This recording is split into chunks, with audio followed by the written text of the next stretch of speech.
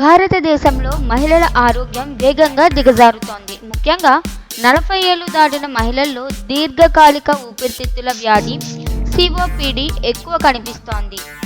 కొత్తగా వచ్చిన సమీక్ష అధ్యయనం ప్రకారం గ్రామీణ ప్రాంతాల్లో నివసించే మహిళలు ఈ వ్యాధికి ఎక్కువగా బలవుతున్నారు. పురుషుల కంటే తక్కువగా పొగ తాగిన మహిళల్లో మరణాల రేటు అధికంగా ఉందని ఈ అధ్యయనం వెల్లడి చేసింది. పొగ తాగని మహిళల్లో కూడా బయోమాస్ ఇంధనాల వల్ల వచ్చే పొగ, కీచక వాతావరణం, తక్కువ బిఎంఐ, విద్యాలోపం వంటి అంశాలు ముఖ్యమైన ప్రమాదకారాలు. అలాగే లక్షణాలను తక్కువగా తీసుకొని అలసిగా డాక్టర్ను సంప్రదించడం కూడా పెద్ద సమస్యగా మారుతోంది.